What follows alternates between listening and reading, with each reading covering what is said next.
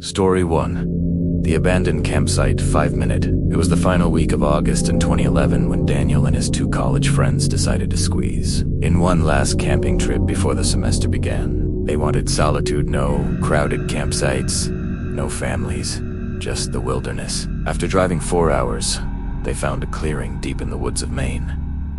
At first, the night was perfect.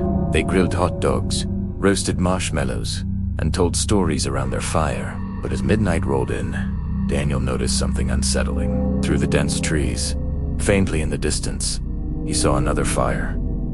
A warm, steady glow. "Guess we're not alone out here," one friend joked. But Daniel didn't laugh. Something about that fire felt wrong. There were shapes dark, motionless figures sitting around it. Not moving, not talking. Just there. The firelight didn't flicker naturally. Either it looked almost frozen, like a lantern stuck at the same brightness. Trying to shake it off, Daniel crawled into his tent around 1 a.m. But sleep wouldn't come. Around 3 a.m., he woke to the sound of slow footsteps circling their tent. As the heart pounded, he whispered to his friends, but they were dead asleep. Gathering courage, he unzipped the tent just an inch and peeked outside. No one.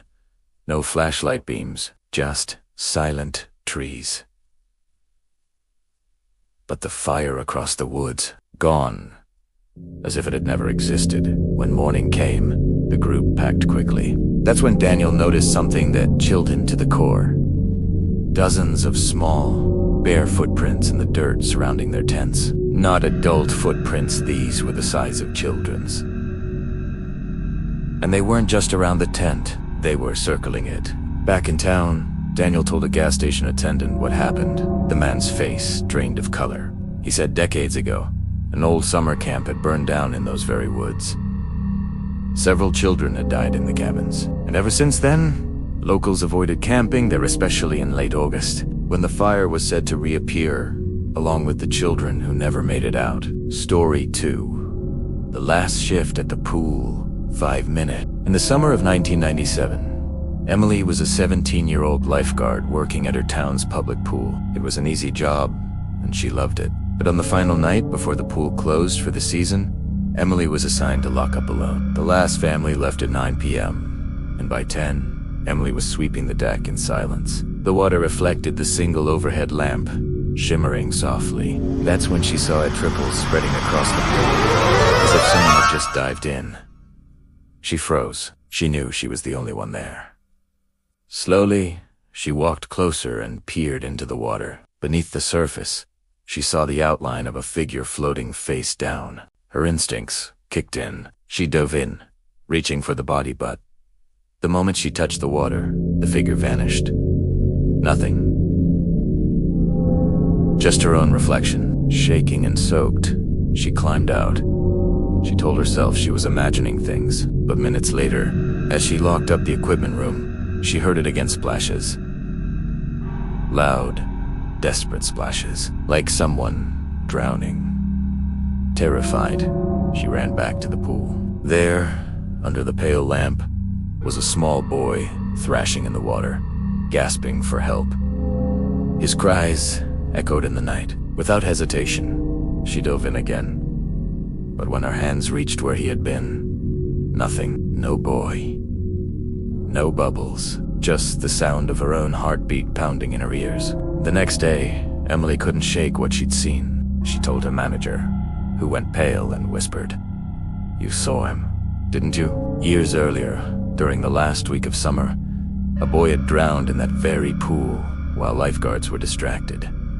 He died silently, slipping beneath the surface. Every August, people reported hearing splashes after closing, or glimpsing a boy floating. Emily quit that job. She never returned to the pool again. Story 3. The Highway Hitchhiker, 5-Minute Labor Day Weekend, 2004.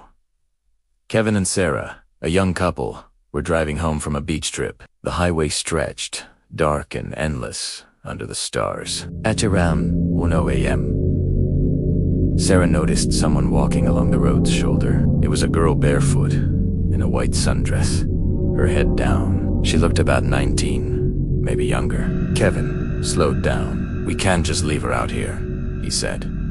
Sarah hesitated, but agreed. "Epude, oberan," and the girl silently slid into the backseat. The drive continued in eerie silence.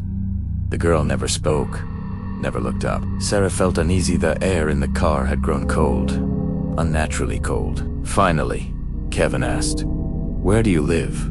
No response. He glanced in the rearview mirror and nearly slammed on the brakes.